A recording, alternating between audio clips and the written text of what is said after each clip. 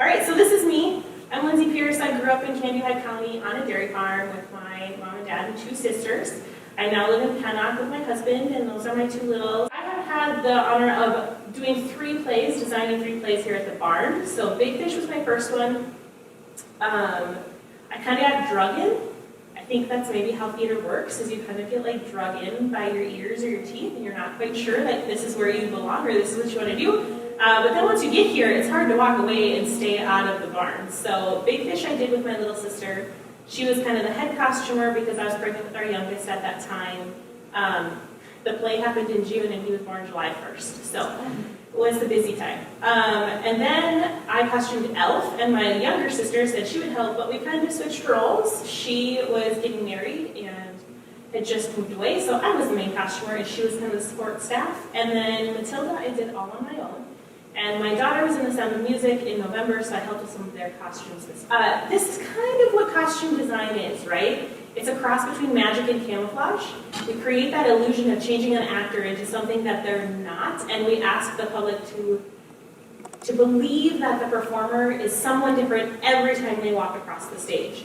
And that's especially true, I think, in the plays that I've been a part of. It's truly a mindset when you think that every time an actor comes across the stage, it has to be somebody different. And you have to make the audience believe in that. So this is kind of my costuming 101.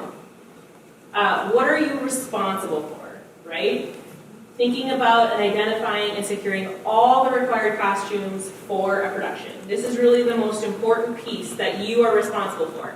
And sometimes it includes things that I didn't always think it would include, like shoes and wigs and any accessory that is worn, and making sure that the actors have all the appropriate undergarments to make sure that their costumes fit and work correctly. You also really have to take into consideration any makeup and hair needs, and how do I get this costume off over a wig? How do I put it on over a wig?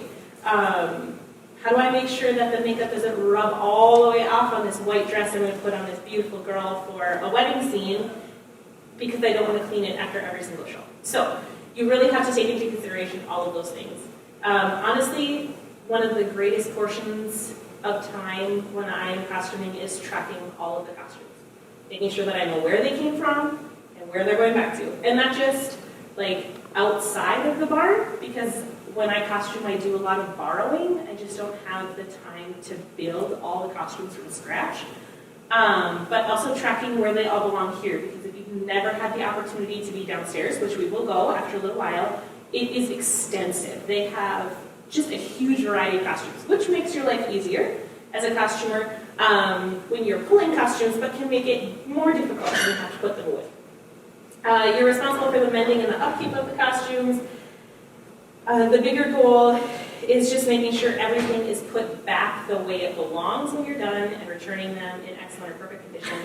And then the last one I feel like is also a really important part of costuming. It's helping every actor feel their best on stage. When they feel their best, they perform their best. And sometimes that has been the most difficult part of costuming, is learning how to work through whatever the actors' insecurities are on stage, because it can drastically change what your vision of the costume is. So this is what my process looks like. And I didn't print this out. This probably would have been a good thing to give you.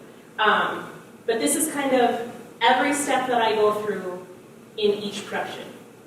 So start at 1 and go all the way through 20. It, again, can change depending on the production or the director that I'm working with, but so the top one is a very different feel than the bottom one, and the top one was Elf here at the barn, and the bottom was Elf somewhere else. So it was me watching the plays and figuring out that there are many different ways to approach what the costumes can look like, and then sitting down and talking with the director. And it's important to sit down with them. I feel like before I say yes is usually when I do this step, because I don't feel like it's fair for me to say yes if their vision of what the schedule needs to look like doesn't fit with my availability. If I'm looking at something and there's no way that budget's going to work for me and how I'm thinking I'm going to do it. So I really try to have these conversations with them. I have never ever asked the director about having a single or double cast until I did Matilda, and it was a huge concern of mine. So, I mean, usually it's one cast, the same person is playing Matilda all the way through. But when we did Matilda last year, there was discussion because so many of the roles were children that we would have 2 different casts of children. But that means twice as many costumes because they aren't necessarily going to all fit back to back. So that was something that the director and I really talked through, and I was like, I don't know if I can do 2 whole sets of costumes and also stay in budget by any means. Ensemble size is also something that if you're doing especially a bigger play, I feel like it's really important to talk with the director because it can drastically change the size of what you're required to do. I'm not a director, so when I read a script, I read it from front to back, and if it says there are people walking across the stage, I think people. Okay, not 1, probably not 10, right? Because then it would say like a large crowd is walking across the stage. So maybe like 3. But a director might have a very different idea of that, and that was something I ran into with Elf, and Alan was the director of Elf, and he was really great. But I didn't think to ask those questions beforehand. So all of a sudden he goes, we're going to have every person who's not on stage in this scene on stage in the background walking back and forth. And I was like, Alan, that's like 20 extra people in costume. And we were lucky it was more modern clothing, but it's something to keep in mind. When we talk about the process and costuming needs in this section, the one thing I like to tell them is I like to have a costume break. I don't know if that's something that everybody does, but it's something that I like to do. Not everybody does that, so it's something that I bring up with the director. I understand that this is going to really take like a whole night of practice out of your practice schedule, but I feel like the value of it will pay off on the other side. So after I talked with the director and I've decided, yep, I'm going to take this on, I go through the script and I list every single character. This is what it looks like. I list every single character in the entire play. I list what scene I'm talking about, I list what actor is playing them, and I list every single outfit that they need with every piece that goes with it. So when I start the process, I'm just listing the characters. I don't necessarily know who the actors are, and I start listing basic, like, okay, what is Mr. Wormwood probably going to be in? He's going to need a blazer. He's going to need a shirt. He's going to need pants. And I just start making that list so that when I walk into the first production meeting, I have some sort of idea of what this is going to take me and how long I'm going to need to get my costumes all together. Because that's kind of when we plan Tech Week. That's when we plan Costume Parade. That's when we plan whether there's going to be 1 cast or 2. So because I had sat down and kind of done this before we had our production meeting for Matilda, I was able to really talk with the director when she said, you know, I'm thinking about double casting. I said, I understand that, and I respect your decision because director has final decision. However, I want you to know that financially, I don't know if we can budget double casting. So if that's something you really want to do, we have to figure out how to make the funds work for us. So yeah, I think about also, like I said, the accessories, but then I also try to think about quick change costumes, which I'm really terrible at thinking about because I've never been on stage. So to me, when it goes from scene 1 to scene 2, that seems like an eternity when you're reading it on paper, but when you're on stage, it's not. So I really rely on the director and the actors to give me feedback about my costumes on the other end and be like, this is not working. I cannot possibly change from a 3-piece suit into a wedding dress in 35 seconds. Okay, we're gonna have to change that, right? But at least I have my list, so I kind of have an idea. We walk in that first crew meeting.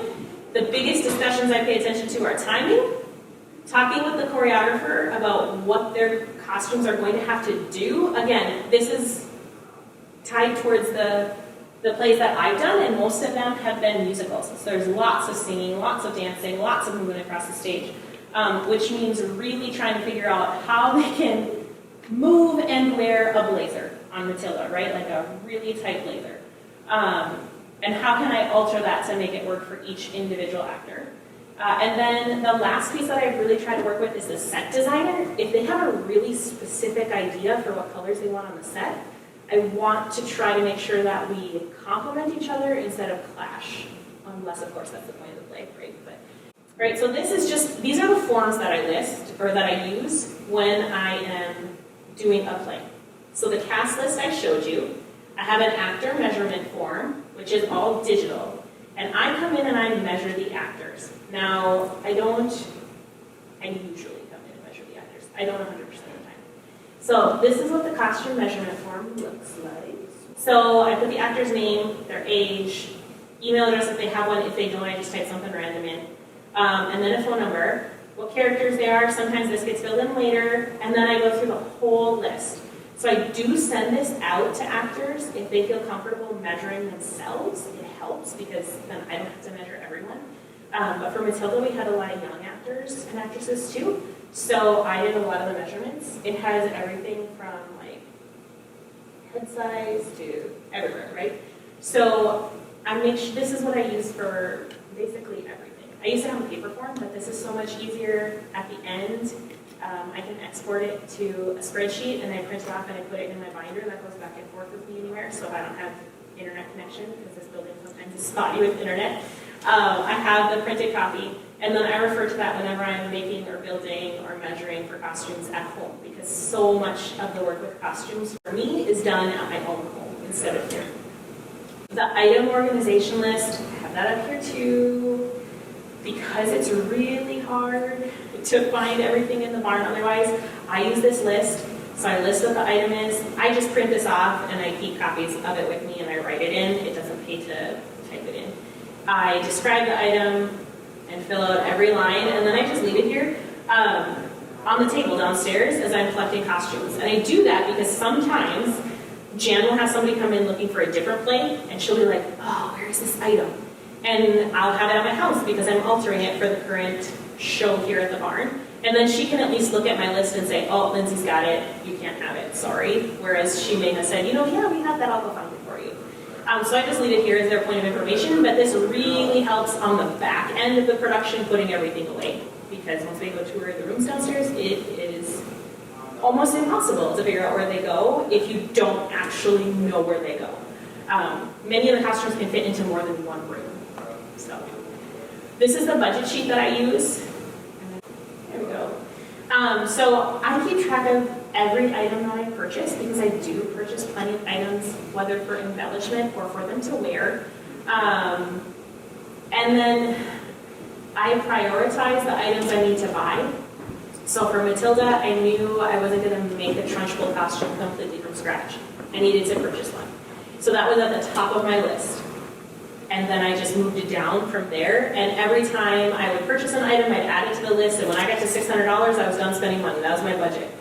However, there are plenty of items that I would order in advance just in case I needed them. And then say for Matilda, they needed white button-up shirts as a part of their uniform. So I ordered 10 white button-up shirts. We couldn't go without them. But there were 9 kids who had one in their closet and brought one in that we could use. So I returned 9 button-up shirts and crossed them off my budget sheet and then could spend that money elsewhere, if that makes sense. It gets hard because we don't have Amazon 2-day shipping to get everything on time if you're not ordering it in advance sometimes. So I try to be upfront and early with all my ordering and then return as I need as I'm going through the production.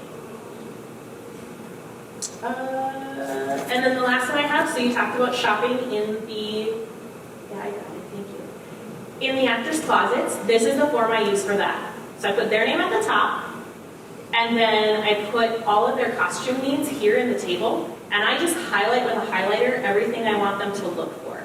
And so you'll see it says just work on securing the highlighted items, the other things I will find, and if you can't find them, you don't have to go buy them. For me personally, and I know talking with Ashley and Naomi too, we don't want finances to be a hindrance from anyone participating in a production here at the barn. So if you are part of this production but you can't go buy a white button-up shirt, we will figure out how to provide one for you. However, if you feel that you'd like to donate one or you need one for something else and you're going to go buy it anyway, or you have one in your closet, that would greatly help our budget.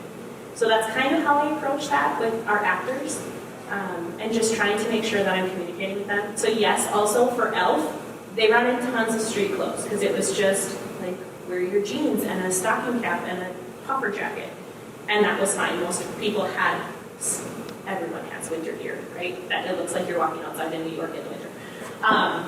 So it is a wonderful option to shop in the closet of your actors. Another thing I do is I shop in the closet of other actors. So if an actor really fits the vibe of a certain character, but they're not actually playing that character, however, they're the same size as the person who is playing that character, I will ask if I can borrow clothes. The next stuff I do is I put an idea board together. So here's my list of everybody in an act, everything that they need, etc. And then I kind of just go online and I think, okay, so this was for Matilda, clearly.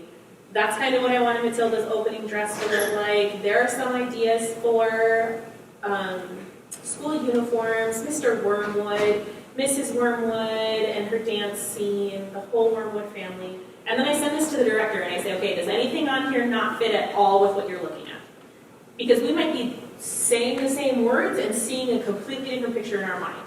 This really has helped to align what everybody's thinking. When I did Elf, we sat at the staff pre-production meeting or the cast pre-production meeting, and I remember Alan saying, like, I want to go like modern and fun and not like just red and green costumes. Okay. And I want them like sparkly and whatever. And I was like, okay, like really sparkly and out there? And he's like, well, not too sparkly out there. But then I brought the costumes in and his face was just like deflated. And I looked at Alan and I said, what's wrong? He goes, well, like a little more sparkly would be fine. Right? So after that I thought, okay, an idea board so that we're on the same page and we have an idea of what's going on. All right, so you asked, where do I get my costumes? Here's where I go. We go to the basement. We go and rent them from people. We get them from the actors who are here. If I can't do any of the things on the left or on the bottom and buy it at a decent price, then I will build a costume. Okay, so all of the places to find a costume come first, and then if I have to, I will build a costume from scratch. Because it takes an immense amount of time. And it's the one commodity when I'm building or when I'm costuming a show that is the most precious to me, is that time. So, let's see, okay. This costume, I bought. This is from Amazon. It was like $10. This is for Big Fish. We needed 3 of them that matched. They wanted gingham dresses. They wanted them to look similar. For $10, I was like, we're going to buy $30 worth of dresses. It would take me hours to make this. I'm not doing it. So for Elf, I was really lucky. Jan seems to go through the costume room at like the most opportune times when I'm doing costuming. So for Elf, she was going to throw this away. She hated this dress. She's like, it's ugly. I'm never going to use it. I said, I'm going to use it. Don't throw it away. So I just embellished it. This dress was not the right size for my actress, so I ripped out the seams on the side, and I added in a piece on the side. It was probably twice as long, so I hacked it off and used all that for the extra material that I needed. I ended up putting it on her, and the sleeves were not, like they weren't the right size. She couldn't move in her dance numbers the way she needed to, so I cut wings in the sleeves, cut them shorter, added all the embellishment. And it turned out really nice for Miss Joey. But all of this is just like my sewing machine. I just like, okay. I bought all the embellishment stuff or found it in the basement because there's a huge amount of material down there. These are like old brooches. They're like, none of it is, I am not a build-a-dress. I have built one costume completely from scratch. This one I did build. So we had an actor who was a bigger man, and he needed something that would fit him for the elf scenes. So I had pulled some options downstairs to build on, right, to use as a base, and none of them worked for him. And so it was building something from scratch, and then again, making him understand and feel that he has value and that he has worth, and that it doesn't matter what size it is because it's my job to worry about that. It's not yours. And I think like the embellishment was important. So like this was the vest that I brought to Alan on the costume parade, and I didn't have any of the gold on here. I just kind of had the white. I don't think any of this was on here. It was just like the purple on the bottom, and you could just see his face like. So then I brought it home, and this was the first one I like zhuzhed up, and I brought it back, and I said, okay, Alan, how far over the top do we go? And he's like, no, that's perfectly right on the mark. And I was like, okay. But I mean, this is just felt. Like, it's amazing how material that you think looks really cheap from, like, when you're up close, on stage looks great, okay? So the biggest thing to be aware of when you're building something for stage is shiny versus matte, how that's gonna look under the lights. And then I try to be really aware of the set. This is Trunchbull. I bought it, but we had a male playing a female part. From a costumer perspective, it wasn't something I had dealt with before. So I had just planned on purchasing Trunchbull's costume. Male sizing and female sizing are 100% different. Right. So how do I buy a female outfit that fits a male the way it's meant to fit a male? So what I ended up doing, we had many a discussion on this costume, but I found some green corduroy downstairs in the basement, and I took out the side seams, and I added in extra material all through the side seams, from the arm all the way down. Corduroy is there, but I tried to add it, there's a piece here that wasn't actually on the costume, so I added a piece here. I added it on the pocket. I added it in other places so that it didn't look completely out of place. So you can do it. Limited sewing skills are needed. This is one that I purchased too. This is from Shein. It does take a little longer than like Amazon, so if you're going to use it, you should order right away. But they have some really inexpensive clothes. Like I think this dress was $20, and for what we needed it to look like, and for what we needed it for, it ended up working perfect. So when you need to spend money and buy the costumes, don't be afraid to, but make sure that you've really worked through your budget and think, okay, I have $50 allocated to this, $10 for this. What am I going to come down to at the end? These are from the barn, and KMS borrowed these for Sound of Music, and they asked me to help hem them. So this material is really hard to hem. You can see through it when you sew over it. It leaves like a hole. So when I hemmed them, I turned them up underneath, but they also have seams like down the front and the side. So I just sewed up the seam.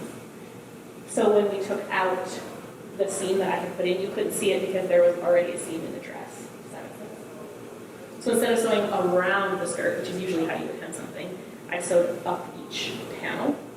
So it gave it a little more volume at the bottom, right? Because it looked a little more balloony, but for the nuns, it didn't matter. And when they were on stage, you couldn't tell. So here's again, I'm building and altering. Like, we borrowed this Santa suit. My dad played Santa. So we borrowed the Santa suit. Mrs. Claus's outfit is from the Wizard of Oz costume plot. So I took it out, embellished it, actually wore the shawl thing at my wedding, so that came on a box somewhere at my house. But embellished all of Mrs. Claus's stuff.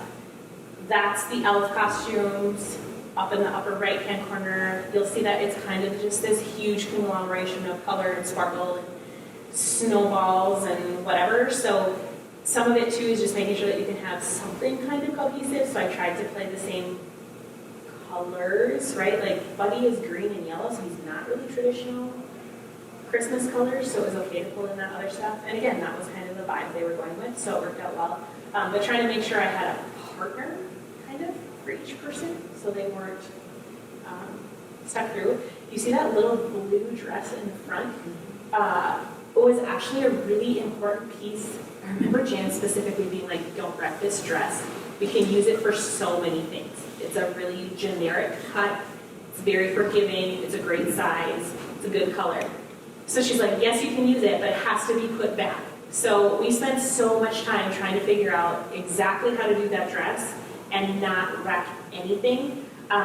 Because a lot of the elf costumes that we did, we used like hot glue or fabric glue, right? It just made more sense. And so that one we sewed or tacked everything on. And it's a really hard balance too. I mean, I've put stuff together and either thought it was going to hold up for the whole run, and it has definitely not. Elf was kind of a hot mess, I'm not going to lie. So all the embellishments, like you have to put them on there so they'll stay and yet so they won't, right? And we used very non-traditional items. I went to Walmart and bought like plastic snowflake decorations for a tree, and we sewed them on the costumes, which they look beautiful until they break because everyone's dancing and moving. So we did lots of sewing on. of snowflakes throughout the run of Elf. But honestly, Elf's costumes, like solid 60% of those were going to get thrown out. And we just made them work. All the trim on that little blue dress they had to take apart, that was all a bunch of fur coats that Jan was like, we are getting rid of these fur coats, we have too many. And I was like, whoa, hold the phone. We're going to use those for Elf. Matilda, I will show you these. So the Matilda jackets, I remember Jan saying, we're getting rid of these jackets, there's absolutely no reason we'll need them. And I altered them for the Matilda Those jackets were perfect. So Perfect. they were like $80 a blazer to buy. There's no way we're going to buy 15 of them. But this is what they started looking like. So I just used my serger and I snapped off the bottom, turned it under, and then like the patch is glued on. It's not sewn on. These are just kind of glued on and sewn up. So you can do a lot with not a lot of sewing talent. I don't have it. But you can also just do a lot that looks really great from 30 feet back from the stage. All right, the next thing I do is try-ons, and I schedule this with the director. Every actor rotates through. I'm downstairs in like there's a little place where you can congregate all the costumes when you're designing for a production. But they come to me when they're not on stage. So the hardest ones to get are the leads or those that are on the stage the most often. And I either try to do them quick before they start, or usually I'll hang out till the end and grab them. Have tons of pins, just a billion pins. And something I did not mention when we were talking about measuring, and that's important for this too, is if you are working with an underage actor, you should have 2 adults in the room with you and the underage actor, just to make sure that everybody is on the up and up. I try to be flexible. Sometimes I'll just catch them in the hallway. Sometimes I'll come up and watch practice for a little bit, and when I see them having a break, I'll be like, hey, come with me quick. My first round of try-ons is kind of like trial and error. So if I have 2 or 3 outfits that I think could work for a specific costume, I will say, okay, try on these 3 pairs of pants. That one fits you best. We're going to stay with that one. Try on these 2 blazers. That one fits the best. We're going to use this one. So my racks before we do the first try-on are plumb full. And I get made fun of every time I do production here because they are just packed to the max. But it's easier than trying to run and find it when the actors come down. Then I do second alterations if I need to, if I haven't done alterations first, or it's first alterations. And then I do second try-ons. And that's really like double checking the lane. What's the movement for each actor? Just making sure that all the coloring, everything kind of matches that needs to. But these are the nuns from Sound of Music. So you can see the one on the far left, I altered that one. You can see how it's like a little more balloony. And some of the other shorter ones, also the nun that's like midway up the staircase on the right, I altered that one.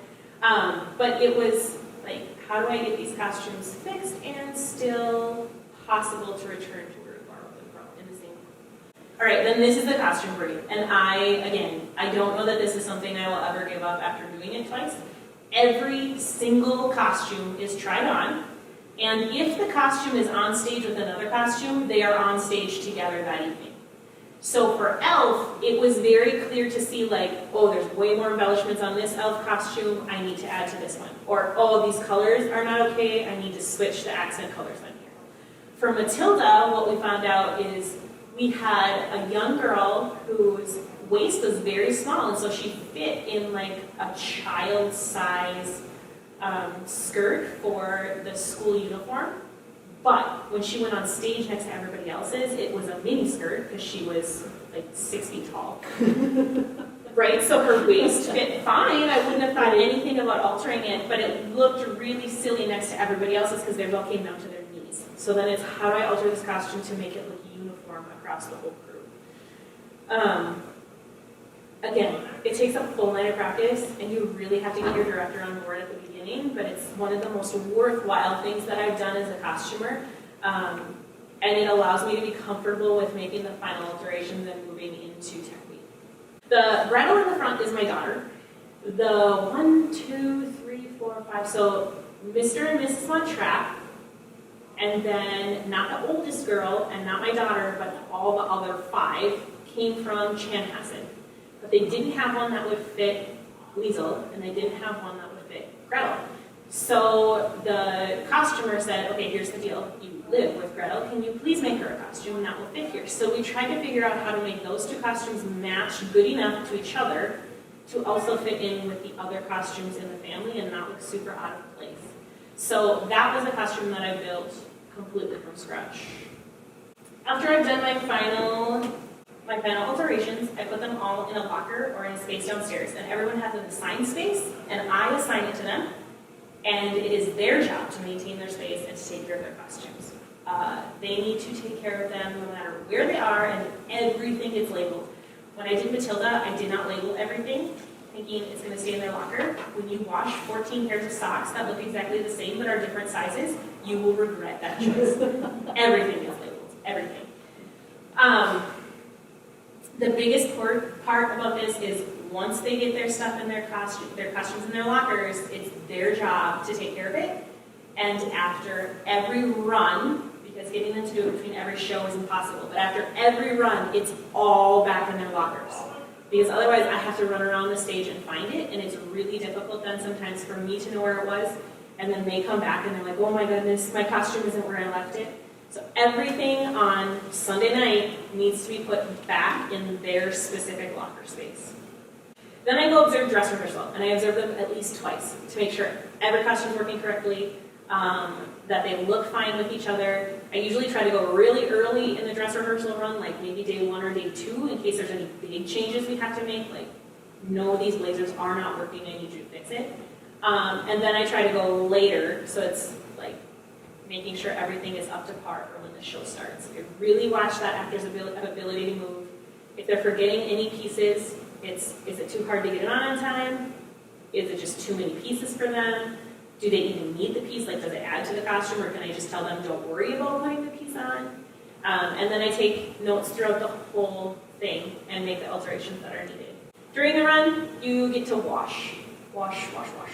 Mine have always been 3-week runs. I wash each Monday through Wednesday, and I make sure everything is back where it needs to be on Thursday. You can have the actors wash their own. However, if they take it home and they don't bring it back, that's your problem, not theirs. So, if it is a very responsible actor, I will allow them. I also have had some actors who have very sensitive skin. So if they have a specific type of object soap that they need to be used, I will allow them to take their items home within reason, wash them and return them. But otherwise, I take everything home. I wash it in my personal washing machine simply because it's just easier for me with kids to do it there than it is for me to sit here. I use vodka mixed with fabric softener for the costumes that can't be washed. It makes them smell good. It doesn't really leave a residue. I just put a little bit of fabric softener in there. But otherwise, straight vodka is really great too. It just pulls out the odor and it evaporates. It doesn't wreck anything. Almost everything can be washed on the cold and gentle cycle. I washed the blazers from Matilda on the cold and gentle cycle 3 times during the run, and they were just fine. Beware the embellishments. They don't always remain securely attached. So if you're going to wash it, heads up, make sure it doesn't fall off. And then after the run, you need to repair any costumes, undo any changes, get them ready to return. If you're doing a show like Elf or Matilda, talk to Naomi, Ashley, and Jan. Sometimes they like to keep the costume plots. So we didn't keep all of Elf's because I used so many pieces from downstairs and embellished them that they wanted to keep on hand to use in future shows for other things. But Matilda, they kept pretty much the entire costume plot altogether.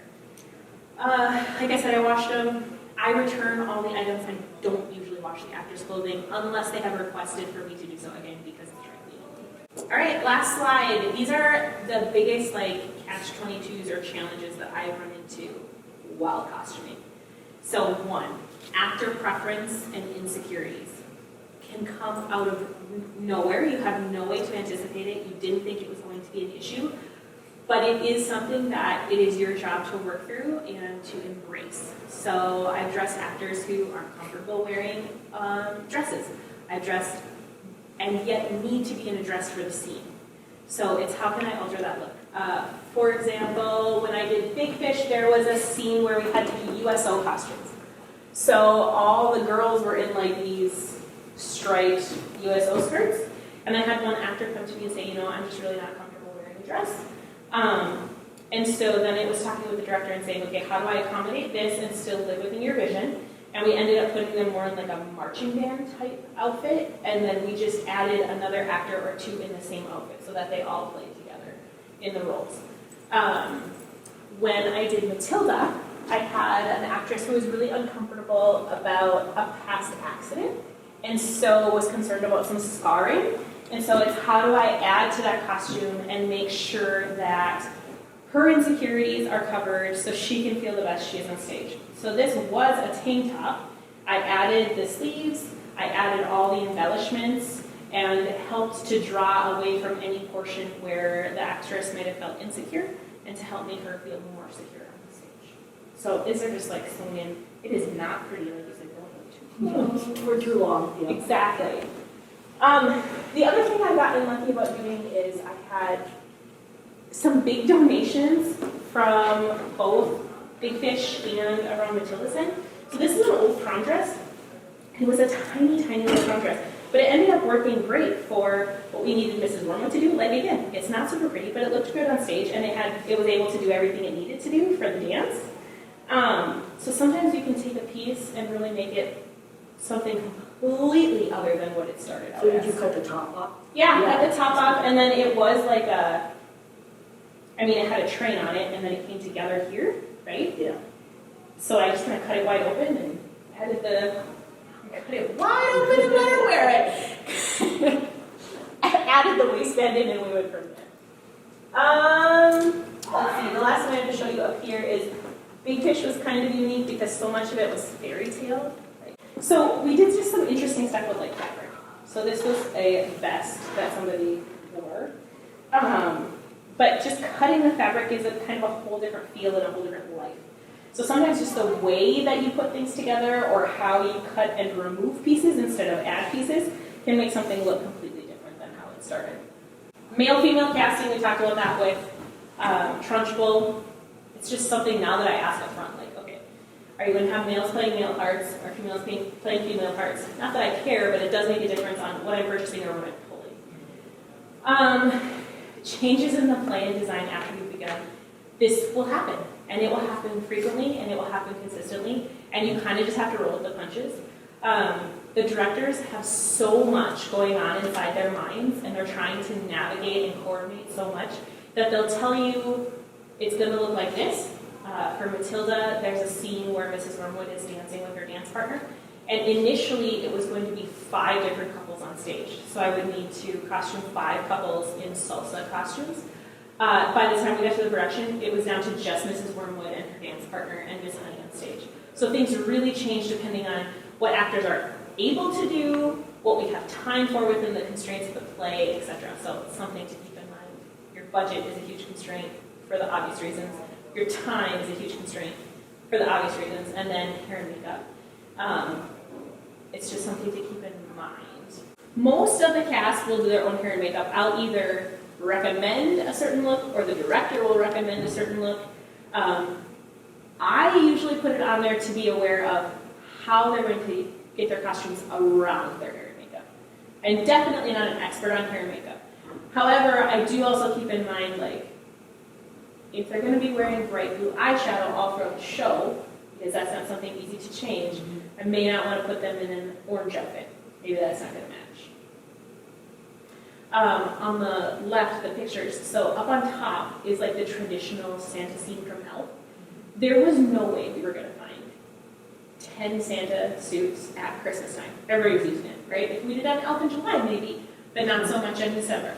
So what we had to do is really sit back and think about, okay, what is true to this scene and what do you want? So we kind of did like a plethora of Santas. We had a Hawaiian Santa with his Hawaiian hat. We had like a Russian Santa with a Russian Santa type hat on. We had the traditional Santas. Everybody kind of just had red pants on, and we went from there. When we talk about people moving, one play I was in, and something to also keep in mind, people don't wear their clothes like they used to. So we tend to wear our pants on our waist, or on our hips instead of our true waist, right? But they're cut to wear on your waist. Mm-hmm. So when you're dancing or doing very theatrical moves, your pants don't have as much give in all of the areas where they probably need give if you wear them on your hips versus if you were to wear them on your waist. So I've had actors like just completely blow their pants out while they're on stage. And so I've had to have that discussion like, this has to be worn here for this scene because we need to make sure that we have, I can't come in and fix your pants every day. Yeah. But that's just part of like how life has altered. Same thing with women, like a lot of the girls that I work with, they want to wear their skirts, again, lower on your hips instead of up on your waist. But when we're looking at those traditional pieces, like from the 50s and 60s and even the 20s and before, they're built to wear up on your waist, so you have to wear them there or they don't, their proportions don't look right. So that's something that has been an interesting thought for me and like teachable moment for somebody else. Like, have you ever not used your entire budget? Yeah, in Elf I did not use my entire budget. Okay. In Big Fish, I don't think we used our entire budget either. Matilda, I used every penny of that budget and more. I really sat down and I talked with the director and I said, okay, even just ordering the skirts for the school uniforms is going to cost us substantially more. And we had talked about building the skirts and just sewing them all, but material is also expensive. Very, yes. So I said, we're going to use every single penny of this budget. Are you not going to use some in set design that you can push over into costume design? I had great discussions with both Ashley and Naomi, like, are there extra funds from other shows Previous that weren't shows, right? used They have an extra that you $100 can put or over? something, yeah. Yep. You can put towards Yep, it, yeah. and that was very, very helpful. I That's do awesome. my very best to keep it. That's the first show I've ever gone over budget, but it was just such a huge amount of people to costume, and they all had to look exactly the same. Oh, yeah. Also, like I told every kid who came that they needed a white button-up shirt. I could have had to buy 15 of them. Mm-hmm. I only had to buy 2. Yeah. So either their parents went out and bought one or they had one. And again, I'm very clear on that sheet. I don't want you to go out and buy this if it's going to be a hindrance to you participating, if it's going to hurt you as a family and your budget.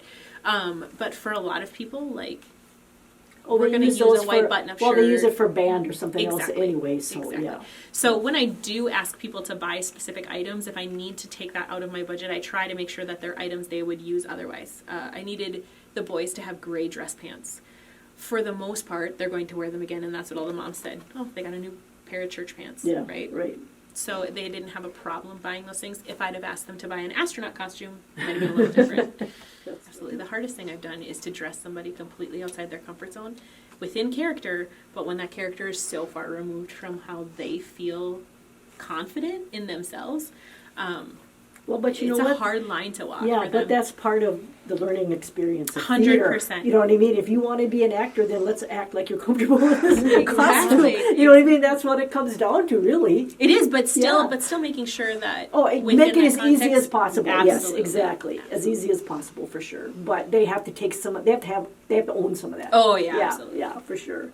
I put in a ton of time when I costume a musical, but I'm not doing it to get the stipend. I'm doing it because I'm passionate about what I'm doing and I enjoy doing it. Mm-hmm. If you asked my husband that during a show run, he'd be like, "You hate doing this." Liar. Yeah, but after you get done with the show, you're like, "Oh, it was so rewarding to see something that I built and created and come straight out of my brain and onto the stage Right. and work And how you through." created that illusion, that whole illusion. Yeah.